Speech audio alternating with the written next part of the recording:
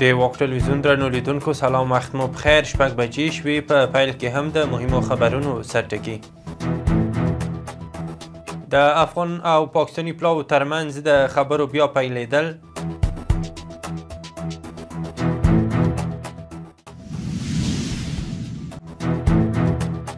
د قوشتېپې له ملي کاناله د اماراتي شرکتونو د مسؤلینو لیدنه.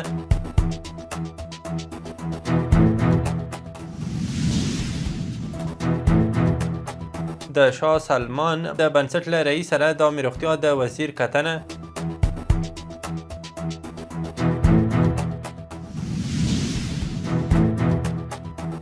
او د سوداګریزو تعرفو پر سر د امریکا او چین د خبرو پیل.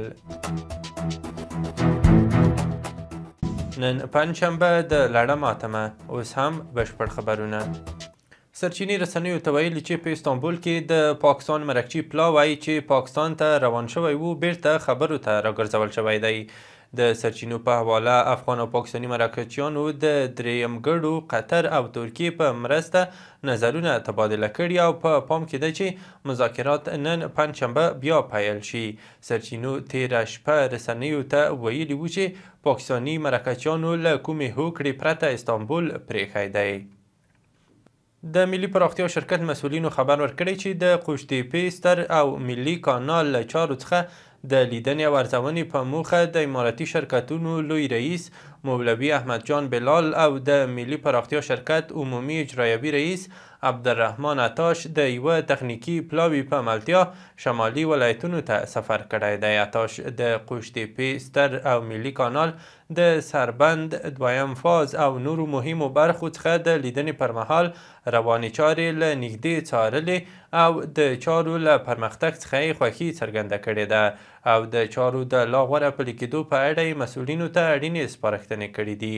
هغه ټینګار کړی تر څو چې ټولې چارې د ورکړل شوي پلان مطابق لوړ تخنیکي معیار په پام کې نیولو او په ټاکلي وخت پر مخ یوړل شي او د پروژې هر پړاو په خپل وخت بشپړ شي.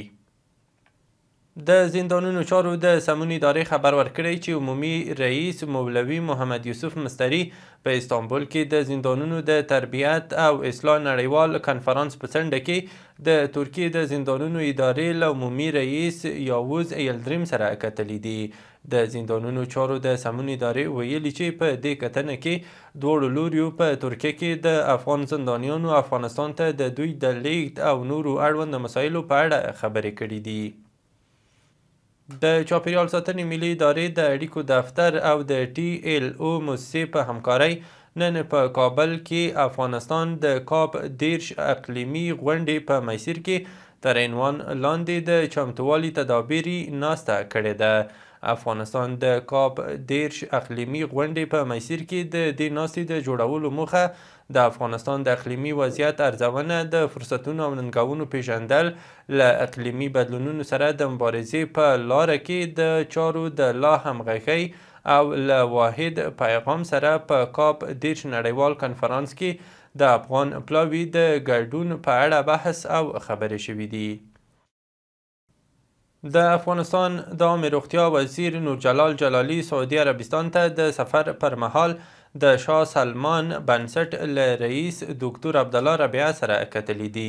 عامې روغتیا وزارت ویلي چې په دې کتنه کې د افغانستان روغتیايي سکتور سره د شاه سلمان بنسټ د انکشافي او بشري مرستو د همکاریو پر پراختیا، سرطاني زړه او ولسوالیو په کچه د عمومي روغتونونو په تجهیز او ساري ناروغیو سره په مبارزې خبرې شوي دي. دغه راز ښاغلي ربیعه د روغتیايي تجهیزاتو ظرفیت لوړونې، معیاري درملنې او نورو برخو کې د مرستو ډاډ ورکړی دی. د عامې روغتیا وزیر د لا ښې همغږۍ او د هیواد روغتیايي سکتور سره د همکارۍ په موخه د سلمان بنسټ له مشر او روغتیايي وزیر ته له افغانستان څخه د لیدنې بلنه ورکړې. د صنعت او سوداګرۍ وزارت خبر ورکړی چې نورالدین عزیزي قزاقستان ته د خپل سفر پر مهال د دغه هیواد د یو شمېر مهمو صنعتي او کرنیزو سیمو څخه لیدنه کړې ده. عزیزي ویلي هڅه کوي چې د یاد هیواد له عصري کرنیز سیستم څخه په افغانستان کې هم استفاده وکړي. د یاد وزارت د معلوماتو له مخې په دې لیدنه کې د قزاقستان د ملي اقتصاد وزیر ژومانګارین هم له نورالدین عزیزي سره ملتیا کوله. د نورستان د پوهنې ریاست مسؤلینو خبر ورکړی چې د دغه ولایت په برګمټال ولسوالۍ کې د 4 ښوونځیو د ودانیو بیا رغولو چارې بشپړې شوې دي.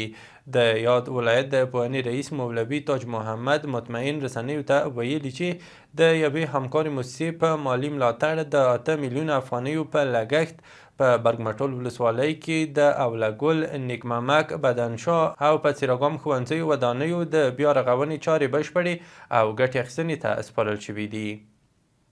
د لغمان ولایت د ترافیکو مدیر حبیب الله مبارز خبر ورکړی چې بیګا شپه د لغمان اړوند سرخکانو چوک ته نږدې د 3 موټرو د ټکر له امله د یوې مېرمنې په ګډون 3 کسه مړه او 18 نور ټپیان شوي دي. نوموړي ویلي چې ټپیان د ننګرهار سیمه ییز روغتون ته لیږدول شوي، خو د ځینو روغتیایي وضعیت نازک ښودل شوی دی. د بغلان ولایت د غوري سیمنټو فابریکې مسؤلینو خبر ورکړی چې اوسمهال د یادې فابریکې ورځنی تولید له 300 ټنو څخه 700 ټنو ته لوړ شوی دی. د یادې فابریکې مسؤلین وایي چې د فابریکې د 3مې برخې د جوړېدو چارې هم روانې دي او له بشپړېدو سره به یې ورځنی تولید 15,000 ټنو ته ورسیږي. دوی زیاتوي چې د دې پرمختګ له امله 700 کسانو ته په مستقیم او سلګونه نورو ته په غیر مستقیم ډول د کار زمینه برابریږي.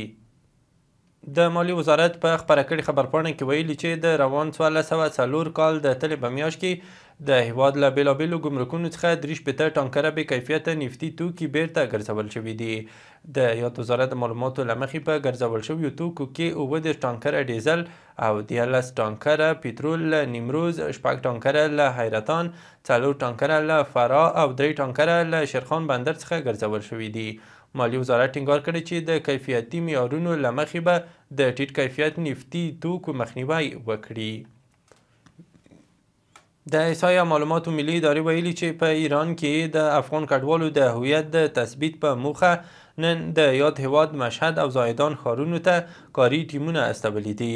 یادې ادارې زیاته کړې چې د هویت د تثبیت او د آرشیف تنظیم ریاست دا کاري ټیمونه به د ایران په یادو ښارونو کې د افغان کډوالو د هویت له تثبیت وروسته هغوی ته د افغاني هویت ځانګړي 3 کلن کارتونه ورکوي. د کډوالو وزارت د معلوماتو له مخې تېره ورځ د نیمروز د ورېښمو پله له لارې 43 د هرات د اسلام کلا له لارې 96 د کندهار د سپین بولدک له لارې 951 او د هلمند د بهرامچې له لارې 150 کورنۍ هیواد ته راستنې شوي دي. د مسؤلینو په خبره 1452 کورنۍ خپلو سیمو ته لیږدول شوې، 1080 راستانه شویو ته سیم کارتونه او سلګونه کورنیو ته مرستې ویشل شوي دي. د کډوالو او بیرته راستنېدونکو چارو وزارت په خبرپاڼه کې ویلي چې د پاکستان له زندانونو څخه لسګونه افغان بندیان راخوشي شوي دي. په خبرپاڼه کې راغلي چې دغه خوشي شوي 315 افغانان د روانې اونۍ په لړ کې افغانستان ته راستانه شوي دي. د معلوماتو له مخې له بند څخه خلاص شوي افغانان له 1 ورځې تر 2 میاشتو پورې په زندان کې پاتې شوي دي. د پښتون ژغورنې غورځنګ مشر منصور پښتين د پاکستان له بېلابېلو سیمو د افغان کډوالو د ایستلو په غبرګون کې ویلي چې له یوې خوا افغانان له خپلو کورونو ایستلي او له بلې خوا د تورخم دروازه پرې تړلې ده. هغه زیاته کړې چې د پاکستان د پالیسیو له امله اوس له کورونو ایستل شوي افغانان په لارو کې ستونزې ګالي او په خبره پاکستان له دا ډول ماشومانو د خپلو ناکامیو غچ اخلي. منصور پښتين د مستعمره پښتونخوا په تیرا سیمه کې هم د بېګناه پښتنو په نښه کول غندلي دي. له هېواده بهر دا چې په داسې حال کې چې د امریکا او چین ترمنځ سوداګریز کړکېچ اوج ته رسېدلی، د امریکا ولسمشر ډونالد ټرمپ او د چین ولسمشر شي جین پینګ په سویلي کوریا کې مذاکرات پیل کړل. د رویټرز د راپور له مخې د ټرمپ او شي جین پینګ مذاکرات د بندو دروازو تر شا د سویلي کوریا په پلازمینه سیول کې روان دي. د یادونې وړ ده چې د امریکا او چین مشران له 6 کلونو وروسته سره لیدنه کوي ترڅو د نړۍ د دوو سترو قدرتونو ترمنځ د روانې سوداګریزې جګړې د بندولو پر احتمالي هوکړې خبرې وکړي. د راپورونو له مخې د برازیل په ریو دو ژانیرو ښار کې د نشهیي توکو د مافیایي ډلو پر وړاندې د پولیسو عملیاتو کې لږ تر لږه 122 کسان وژل شوي دي. د سیمه ییزو چارواکو په خبره له دې عملیاتو دفاع کوي، خو د ملګرو ملتونو سازمان د دغه پیښې د څېړنې غوښتنه کړې ده. دا د برازیل په تاریخ کې د پولیسو تر ټولو خونړي عملیات بلل کیږي چې لږ تر لږه 122 کسان پکې وژل شوي دي. تر دې دمه د ریو پولیسو د 119 کسانو وژل کېدل تایید کړي دي چې په هغوی کې 4 د پولیسو افسران هم شامل دي. وروسته خبر مو هم د سپورت له ډګره د 2025 کال د آسیا ځوانانو د فوتسال سیالیو په پایلوبه کې نن شپه افغان لوبډله له ایرانۍ لوبډلې سره سیالي ترسره کوي. د دواړو لوبډلو ترمنځ دغه سیالۍ په بحرین کې نن شپه 8:30 بجې پیلیږي.